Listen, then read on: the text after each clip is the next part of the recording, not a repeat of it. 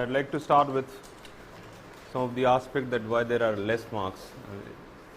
In fact, if you see in the last few years, there is a gradual decrease in the overall marks, not only in optional but also in general studies. So what are the basic requirements, especially in geography optional, with a special reference to geography optional, but that can be dealt or can be applied to general studies as well. If you look at the overall marks, which is reduced, which in 2002 I got 1400 plus marks, and I was not among the list of the candidates, selected candidates. But nowadays you can have a call in less than 700 marks, 650, 630 and so on. So why there is a continuous decrease in the marks? The first thing which I have realized that in the last 3-4 years, the nature of questions are totally dynamic, which is not as straightforward. And very often you will see that it is related with current affairs somehow, or the current happenings. A bit of twist in the nature of the question, because most of the students prepare in a very direct manner. You give too much emphasis on the information gathering and the knowledge gathering, whereas the requirement of UPSC is far beyond that. Not only in the nature of question, but also in the pattern you are supposed to write an answer. So let me begin with the two components. First is preparation, and second component is performance.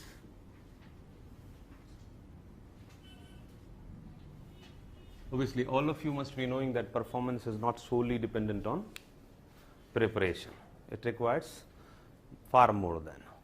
In the preparation component, the first thing is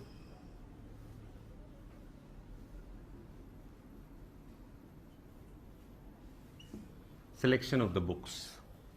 The second is reducing the physical length of the syllabus.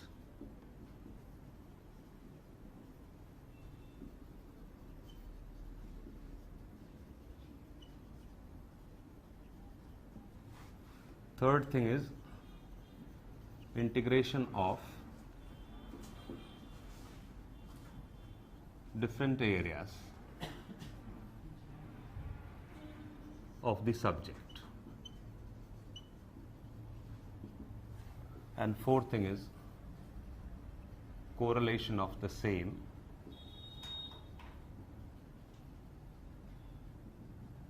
with current events.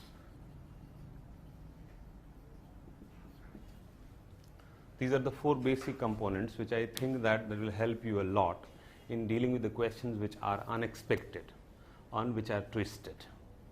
So selection of books and option for the optional subjects. Now here most of the students go for so many bulky materials. I have often seen students wondering, even if they have good number of books, they'll keep on searching for study materials from different coaching institutes. Right? That again comes from the complex or the inferiority complex or the general mindset we have, which is sailed in the market. So you are basically becoming a follower. You are not the leader. I mean, whenever you feel, let's for example take any topic, let's say geomorphology.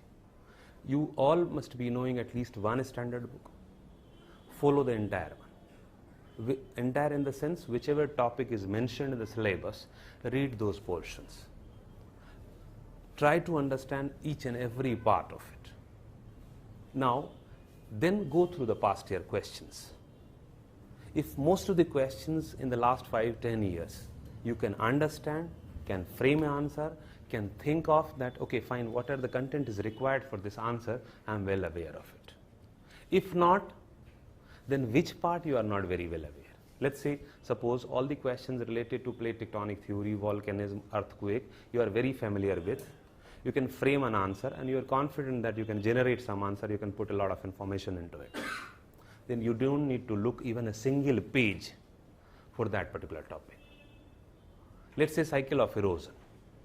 So cycle of erosion if you have, then again go through the past year questions.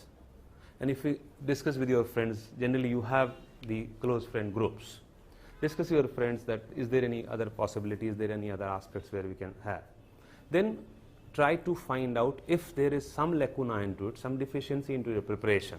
Only for those topics you try to see any other material. because the material and the information is not the fundamental criteria. Information will just help you write an answer, and an answer to score in civil services is far, far more than that, far, far more than the content you possess. You might have interacted, some of you might have experienced it, that you have written very good answer, yet you are landing up with a very low marks. And you don't wonder. Like, I have interacted so many students. Last year there was far better marks. This year there is lesser marks. Very often you will come across such students who have scored relatively higher marks, 200, 230, 240 in first attempt, and in second, third attempt the marks is reducing. How do you conclude this scaling down? What is the fundamental problem? The problem is that once you have written mains this year, let's say, for example, some of the students who are going to write mains this year, and they have written, and the next year also they are going to write. If the marks is decreasing, the only one reason will be there, that in the next 1 year, you have improved your knowledge. Very much a possibility. Now you are in the beginning, like this year, if you have lesser amount of knowledge, you are not relying fully on knowledge, because you know that I am having less knowledge, so you become more creative to complete your answer. And in the process, you fetch more marks. Whereas in the next 1 year, you have enough amount of time because you have clear prelims. You don't have pressure to read too much about prelims, so you have enough amount of time to prepare for mains. So you started going through more number of books, more number of study materials. So you gather much more knowledge. So ultimately in the next mains, you started relying more on the knowledge rather than on your own creativity or generating an answer. So you land up with less marks. Basic principle. Because UPSC is not searching for the students who are repositories of knowledge or who can write or give lot of information about that. You are not going to become a clerk. You are going to become an officer, and an officer like quality is expected from you. Very basics I give, a very common example is that an IS officer may be put as a chairman of Dairy Development Board, right? You might not be having any idea about the difference between the cow milk and a buffalo milk, yet you are supposed to perform at the highest possible level by becoming the chairman of a Dairy Development Board. How do you, if you understand this particular aspect, you will understand what is required in the examination, what you are supposed to write in the examination. Because you are not supposed to have the basic knowledge of the grazing grass and the cows and the milk and the buffaloes and what are the different kind of cattle. No. If you want any such information, there are subordinates for you. If you want any kind of information related to that, you will have good number of subordinates who will provide you within minutes and within hours. Now you are supposed to look at that factual information and frame a policy. So your work begins beyond that knowledge. Here you have to work as a clerk as well as an officer, because nobody is there to support you as a clerk. Now, since as a clerical work you are supposed to do the same, that syllabus. That is the content. Very often you criticize कि syllabus में कुछ दिया हुआ है, पूछ कुछ और रहा है. नहीं, वो syllabus में दिए हुए portion से ही पूछा जा रहा है. UPSC is trying to test your ability to use that knowledge. Everybody reads the same book. Everybody goes through the same coaching institute and most often the same content also. Yet there is huge difference in the marks. Those who are having geography background, if not smartly using that knowledge, will land up in all likelihood with lesser marks. And I have hundreds of such experience. The students who have done PhD, and I used to call him or her Ptolemy type of thing, as far as the knowledge is concerned. You ask anything about geography, they'll explain you. Yet they could never score more than 30%, 35%, 40%. It's basically because they are giving a lot of information into it. And they're not searching for the people who have huge amount of knowledge. They're searching for the people who have administrative capability. And here, your preparation process should definitely include that component of preparation. So selection of books should be on the basis of your strength and weakness. If you have read something, try to go through the most fundamental, generally told but less followed is NCERT. If you look at the diagrams, most often if you choose the diagrams, very often you go for much higher books and you pick up diagrams from there. NCERT has large number of diagrams which will be more than sufficient to put in the paper to fetch huge amount of marks. If you look at the content of NCERT, you will get how to write an answer very properly. But the problem is that we don't rely that on much on NCERT because बच्चों के लिए लिखी हुई है, आप तो बड़ा तोप साला एग्जामिनेशन दे रहे हैं, IAS का एग्जाम दे रहे हैं, that is meant for the students who are just 10 years or 12 years. So you don't have confidence into it. If you look at the way NCERT is written, and if you write your answer in the same manner, I can bet on the fact that you will always score more marks than getting some content from Stoller and Stoller, maybe PHI, maybe from PDAL or any other higher books. Because the examiner knows if you have picked up a content and if you have written somewhat same manner, examiner knows that which book or which paragraph you have taken it from. So they will not appreciate it. And this is a common sense. This is very much reflected from the pattern of the syllabus, the pattern of the examination and the nature of question. If you would have followed it, if you would have studied it, analyzed it, you can really easily conclude that this is what the requirement is. Now, reducing the physical length of the syllabus. Very often there is a complaint that geography has a very vast syllabus, right? Now, let me take few examples how to reduce physical length of the syllabus.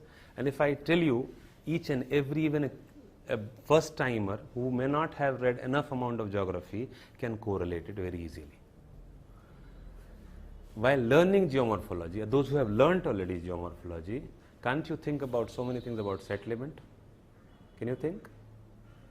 Population, birth rate, resources, industrial location, isn't it? For example, water resources.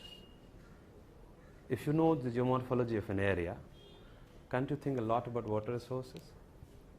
Why do we have greater amount of availability of underground water resources in the northern plain than in the peninsular plateau and the mountainous region?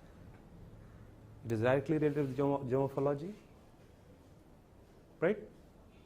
If you look at the landforms, let's say suppose discuss the distribution density of population in our country.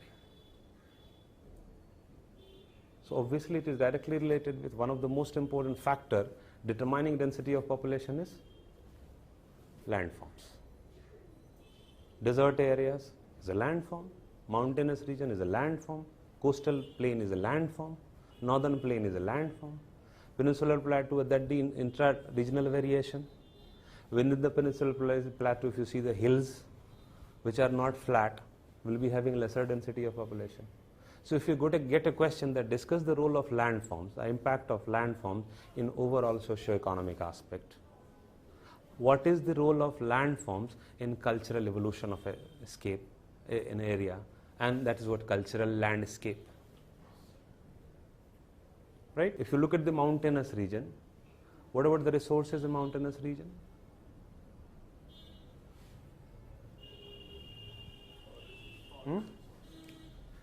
Forest resources. Do you expect heavy metallic minerals in mountainous region? Non-metallic? Heavy metallic I am asking. For example, iron ore, copper mine. No? Isn't it landform related resources? Peninsular plateau. If you look at the richest mineral belts of our country, what are those? Chota Nagpur Plateau, Bastar Plateau, Karnataka Plateau, Bundelkhand Plateau. All these four richest mineral zones have one common factor. The suffix is plateau. Deccan Lava Plateau, rich in mineral resources.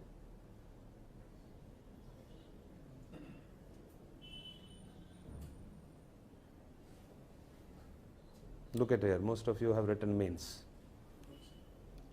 Is it rich in mineral resources? No. Why? Huh? Depository. So do you have two types of plateau, constructive and destructive? So all the plateaus which are minerally rich are destructive in nature. They are older plateaus, right? So the moment you are looking geomorphology and distribution of landform while watching on the atlas, you should have easily concluded by looking at the color of the atlas, find this region of USA would be rich in mineral resources. If you can understand that this is a constructive plateau, reject it that this will not be rich in mineral resources. Tibetan Plateau, Deccan Lava Plateau, Patagonia Plateau will not be rich in especially heavy metallic mineral resources. All the plateaus which are of older, say, Archean period, Paleozoic period, very old plateaus will definitely be rich in mineral resources. The moment you learn in NCERT a single line that Africa is called a plateau continent, means Africa must be very rich in mineral resources. So landform, resources. Now resources you can easily correlate with the location of industries. Right? That's what Weber says. What you are supposed to differentiate the two aspects of weight losing and weight gaining industry. The weight losing industries are supposed to be located in and around the raw material area, right? Now raw material areas, obviously raw material is as far as let's say iron steel distribution in the world. You don't need to have extraordinary intelligence and a separate book to understand that. You look at the atlas, apply your basic principle and locate that this must be having iron steel industry. Present a reasoned account of the distribution of iron steel industry in the world. So complex a question it appears, but trust me, you can't have an easy question than this if you would have studied like an IAS officer, like the way you are supposed to study. It's so easy to answer these questions if you would have correlated, seen atlas. If you had seen atlas just like a college going students, you might not have noticed it. All the developed countries are located along a particular latitude. All the countries of that latitude may not be developed, but all the developed countries have been, you will find a particular latitudinal areas where they are located. Whether they have resources or they don't have resources. Have resources, France, Germany, Britain. Have resources means in the past, though they have exhausted. Not having resources yet developed, very good example is Japan. Why Japan do not have resources? Because it is a mountainous region. Japan is an island arc. Island arc is nothing but a convergence zone, collision of plates forming. So we can say that in a layman, it's a mountain. And a mountainous region is generally supposed to have relatively lesser resources, especially in terms of mineral which support the fundamental and basic industries. Yet Japan is developed. If you look at the developing countries, you will find along a particular latitude. If you look at the underdeveloped countries, you will have in Africa. None of the country in the equatorial region except the island countries like Indonesia and Malaysia, that too are developing, not developed. They are highly underdeveloped. All of you must have seen it. Have you wondered why? Have you thought why? That's the beginning of preparation. That is the factual information. The moment you see it, it must have hit your mind. It must have forced you to think that is there any correlation between the latitudinal position and the development. Now that is economic aspect. If you look at development, it's more than the resources. With resources you can grow, but not necessarily develop. Now, question may be asked, growth and development with examples. Hundreds of examples are there in the world and good number of examples in our country itself. Look at Punjab and Haryana, grown but not developed. Kerala and good number of South Indian states. not grown that much, but relatively better developed. If you look at HDI, good number of countries are having less GDP than us, yet they are far more better in terms of HDI and all. Now, these are the questions which will be directly asked in the UPSC exam. And you will not find the content in the book. You will have to create an answer, and you will be surprised to get marks in those questions if you could write even a bit of that, as compared to the questions on plate tectonic theory, where everybody will be writing whatever you are writing. And those questions will definitely change the overall marks in a particular student. Social aspect. Now look at here the population. Let's say in the equatorial region, good number of diseases are found in that region, because that is basically climatically most suitable region for disease bearing. That's why you see so many new diseases are coming from those areas. Why? Basically because of high humidity and high rainfall, right? High humidity, high rainfall, disease prone means death rate will be more. Any area which has more death rate will be having high birth rate.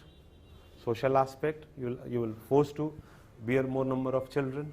When you are bearing more number of children, both death rate and high birth rate is high, falling in the which demographic transition theory?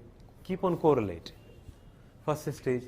So if you are calling about demographic transition of theory, present a reasoned account of the distribution of several stages of demographic transition on the surface of the earth. Reasoned account. So you will have to talk about these things. That area has abundance of the basic natural resources, especially food and water. Go and pluck few mangoes and some fruits from different trees and sleep properly. You don't need to think about tomorrow. Look at the compulsion the people in temperate region have. They don't have that much resources. Can't we correlate with the fact that they are the discoverers, they are the inventors, and they are the travelers? Necessity is the mother of invention. So they don't need anything to think about tomorrow. They have to think about the whole year. So they went out, they colonized. We as the oldest civilization, one of the oldest military power on the surface of the earth, yet we could not colonize any area of the world. Have you ever wondered why? It's basically because definitely we didn't need. Golden bird कहा जाता था India को. So a golden bird is not supposed to go for silver, right? So these are the basic aspects which you need to think, and if you are clear about it, it will not be asked directly in the UPSC examination, but several questions can be answered with these basic information. If you have a thought process where integration of different areas, while looking at the atlas, you are not simply locating the countries. You are supposed to think far, far beyond that. Why India is so underdeveloped? Why only European countries? Look at it, so small. Netherlands, Dutch, smaller than maybe a Krolbag and Connaught Place put together. And they have conquered so many colonies. Have you ever wondered why? There were so many Rajputanas, Marathas, and Sikhs and Mughals in India, but they could not colonize the rest of the world. But such a small country like Portugal has the entire South America. Why? It's basically because of the situation they were facing. That helped them, in fact, that forced them. That's harsher condition. Climate is much harsher in those areas in terms of resources, but much harsher in equatorial area in terms of productivity.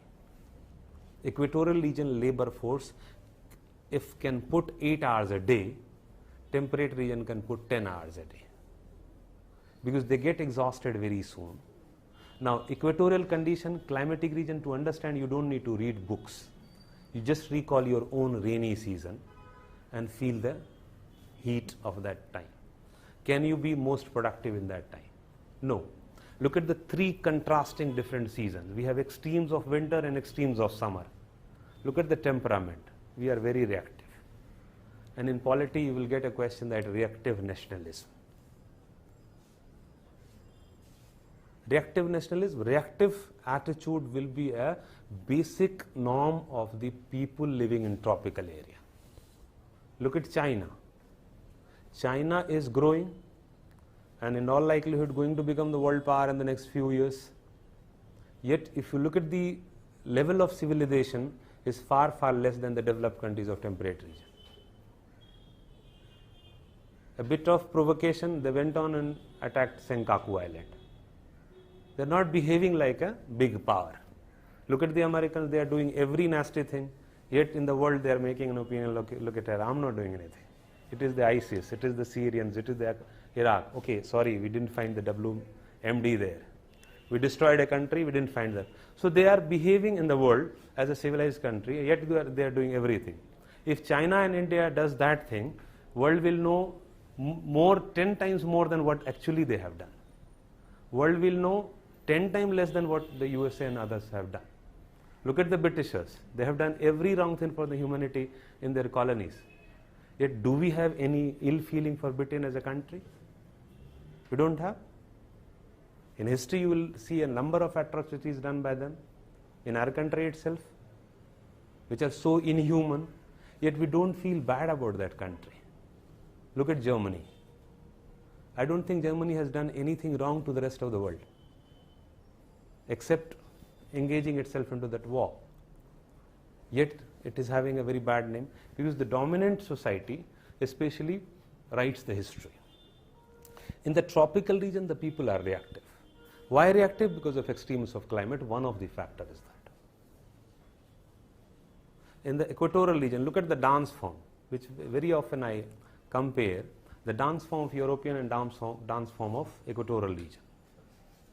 European region has very close body dance, belly dance, peet hilta hai khali, hip dance, back hilta khali, samba dance, one step here, another step here, as if they are running like into the head. Recall your sleeping style in the winter season and the summer season. You can correlate with cultural aspect. Look at the dance form of the mountainous region in our country itself. There will be slight this, slight that, very close body dance. Again, because of one of the reason is that in the low temperature area you want to keep your body as close as possible. In the high temperature area you want to spread your body. So if you, this is not the question. You will not be having a question on such areas, but you must be having understanding and impact of geography on such areas, so that when you write, your mind works on that and brings a bit of it into your answer. An examiner will learn, okay, my God, this is not mentioned in Savindra Singh. This is not mentioned in Stoller and Stoller. So this guy has created something. This guy has really understood geography as an IS officer. Like when I was writing, there was a question in second paper. Again, I use it as an example because I scored one of the highest in second paper, which is a rare phenomenon. You generally score high in first paper than in second paper. There was a question that traced the evolution of industries in India. And do you know what I have started?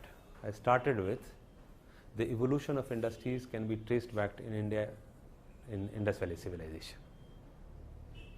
Any geography book will teach you from 1853 onward. Evolution of industries in India with laying down the rail line, then cotton mill, jute mill, iron and so on. I started with that.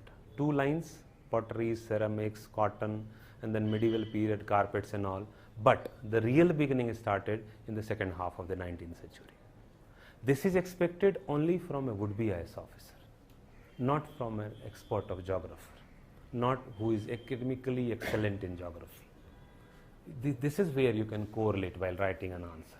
This is where you are supposed to integrate different areas of the subject, not only to reduce the physical length of the syllabus, but also to enhance and enrich your information. To write an answer, to think geography or to think any other subject as a would-be IS officer. Now, correlation of the same with the current events. Regional disparities has been one of the priority goals of national planning in India. how the proposed new smart urban centers may contribute to the process. Now, good number of students have written a lot about smart cities, how it is proposed, what will be the characteristics, which are the smart cities. It has to have just a passing reference of smart cities, nothing more than that. You are not supposed to have the entire idea of the smart cities. It is basically about how urbanization and dispersion of urbanization can reduce regional disparity, nothing else. The moment it has used a smart city, examination hall under the pressure, and that you have to score very high to get top position and to tell your parents that okay, you were actually the son of your parents or daughter of your parents, you started thinking too much there. And under the pressure, if you have developed that thought process before the examination itself, hopefully you will perform far better than your potential. If not, less than the potential. And potential is determined by preparation and your mental attitude. Performance is how do you deal that in that 3 hours in the examination hall. So smart cities has nothing to do with smart cities. There's not much. If you had heard that yes, our government has started a concept called smart cities. Definitely in general studies you would have read about it. So you don't need to present your knowledge of smart cities in that paper thinking that oh my god, examiner will feel great about it. No, you have to answer the question. And the question is regional disparity and how smart city is going to help in that. Obviously regional disparity has been a priority goal, right, to reduce that, because regional disparity has been a curse in our country. And because of that there are several problems. How the concept of smart city. Now the basic concept of smart city, what is that? You need to have it in mind, and how it is going to help in reducing the regional. The question is about regional disparity, not about smart cities. So such questions are generally given to test your nerve under the pressure within that 3 hours, which you will be tested very often once you are selected. Right? At 2 a.m. in the night, you might be called by your senior with abusive language. What the hell you are doing there? A train has got an accident in just near you and you are sleeping, bastard. And if you have seniors, interaction with seniors, you will come to know. You yourself might be abusing your, again suddenly waking up and you abusing your near one, just immediate subordinate. Under that, somebody might be calling you, sir, aisa ho gaya, in your district there has been a communal clash. And out of blue, you don't even know that. And suddenly you have to run up in rush, and you have to, within the maybe the duration of your travel of maybe for 30 minutes, 25 minutes, you have to frame the entire thing, you have to issue orders and all. Nobody will be there to support you. Nobody will be there to guide you. In fact, you are there to guide everyone. That look, go tell that guy is very honest, that guy is very dedicated, send him there. So you have to frame that. So that nerve is also tested in the examination, including preliminary examination and mains examination, that how do you handle yourself under the pressure within that 2 hours or 3 hours. So that's how the questions are twisted. They are not interested in knowing your knowledge. Geomorphic process is such a simple question. You examiner's question setter knows that everybody would have read it. So let me check it. Let me love you guys. So geomorphic process from zonal point of view. Now zonal, azonal, intrazonal जैसे आ गया आपके दिमाग में, because that's the common term. Now that is about soil, and under the pressure these are the common mistakes you might commit. So I personally feel that UPSC is searching for smart people, not intelligent people. Smart people who can handle humans, who can handle his or her emotional intelligence rather than IQ. Because you are not supposed to deal with machines or computers. You are supposed to deal with a creature like humans. We can understand in different situations we ourselves behave very differently. At times we might be so moral, so ethical, and at one point of time, another time, exactly opposite. अपनी बहन के सामने रहते हैं तो लगता है दुनिया का सबसे अच्छा बंदा यही होगा, जहाँ बाहर निकले लाइन मारना शुरू. Now this is typical humans. When you say the double standard, multiple standard, that's basic human nature. We can think of, that's why we are rationalizing ourselves. Now, you have to deal with that creature called humans who are so unpredictable. And the moment you are supposed to deal with, you need to be smarter rather than intelligent. Because intelligence can help you learn something, it can't help you mobilize people, it can't help you control humans. And that smartness is checked on each and every step of civil services.